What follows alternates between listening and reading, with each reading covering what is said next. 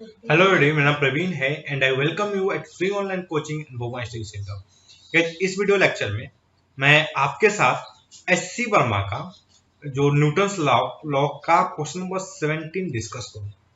Question क्या है कि a block of 2 kg is suspended from the ceiling through a massless spring of spring constant k is equal to 100 newton per meter.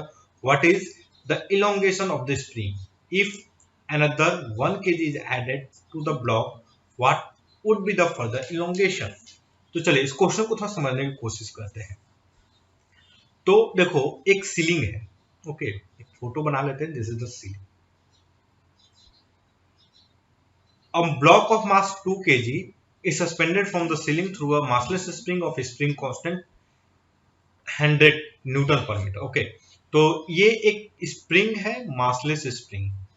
Okay, और इससे एक 2 kg का block suspend किया गया है। Okay, this is the ceiling. क्या है ये जो है सीलिंग है। This is ceiling. ओके, यह सीलिंग है और यह है ब्लॉक। और इसका मास कितना है? इसका मास है 2 kg। Okay, so what is the elongation of the spring? चलो एक काम करते हैं, मैं इसका फ्री बॉडी डायग्राम बनाता हूं। ओके, देखो इस क्वेश्चन को करने के लिए हमें क्या क्या रिक्वायरमेंट है। तो फर्स्ट थिंग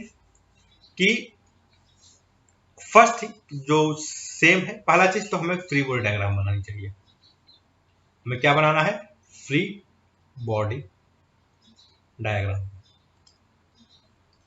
किसका?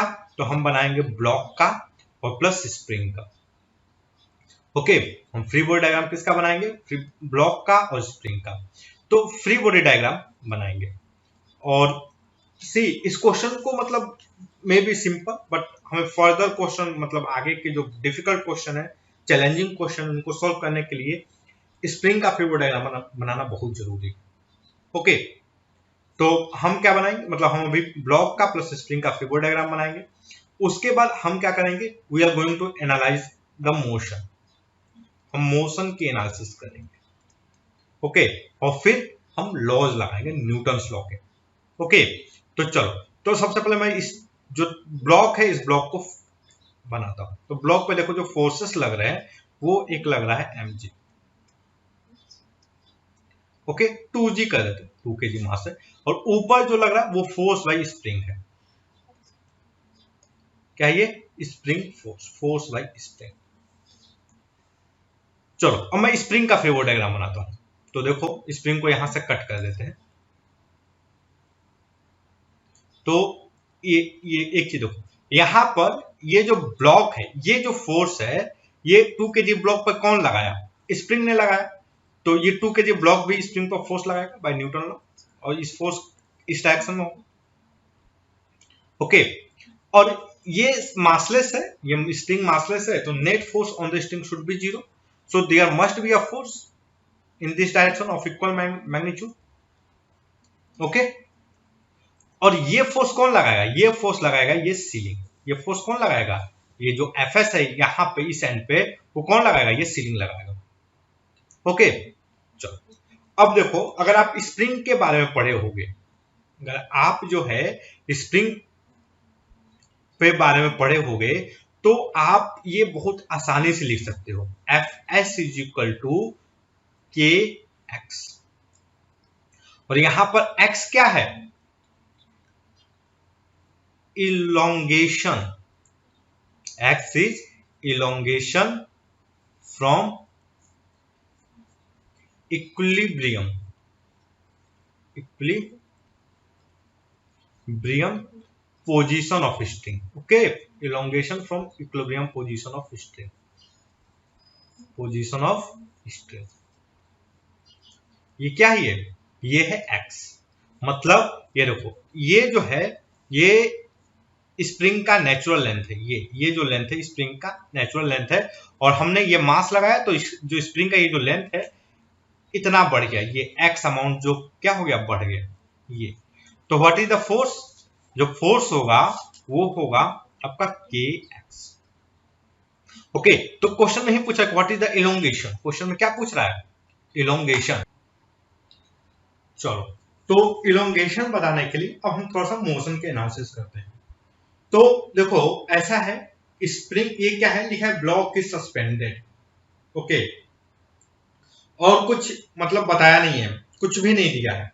तो हम क्या जूम करते हैं कि ये जो हमारा सिस्टम है ना, दिस इज इन इक्विलिब्रियम। हम क्या जूम करते हैं कि कुछ नहीं दिया है कि मतलब इसका एक्सेलरेशन कितना है, क्या कर रहा है, मूव कर रहा है, नहीं कर रहा है, वेलोसिटी वगैरह किसी को कोई इंफॉर्मेशन नहीं दिया है।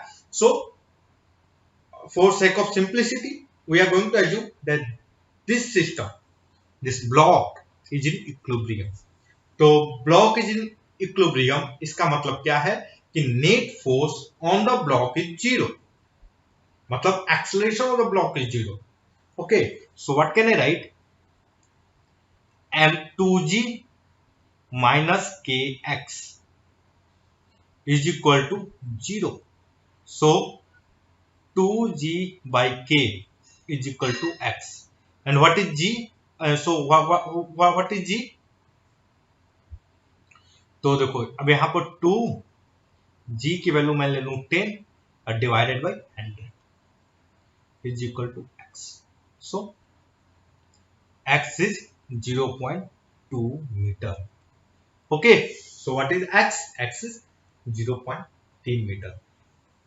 ओके, अब अगला देखो, अगला पार्ट क्या है कि what if another 1 kg is added to the block, what would be the further elongation?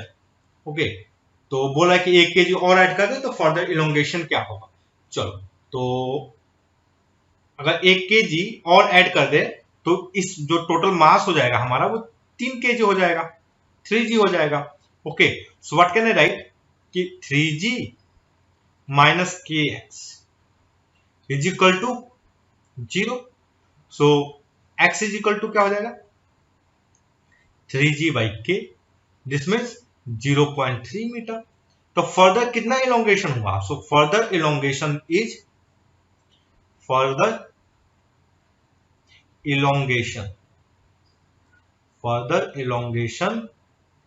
Is 0.1 metre. Okay, so that's all guys. I hope कि ये जो वीडियो लेक्चर है वो आपके स्टडी में हेल्पफुल होगा. And guys, if you like my video then don't forget to subscribe my YouTube channel free online coaching and Bhagwan study centre. Thank you for watching. Have a nice day.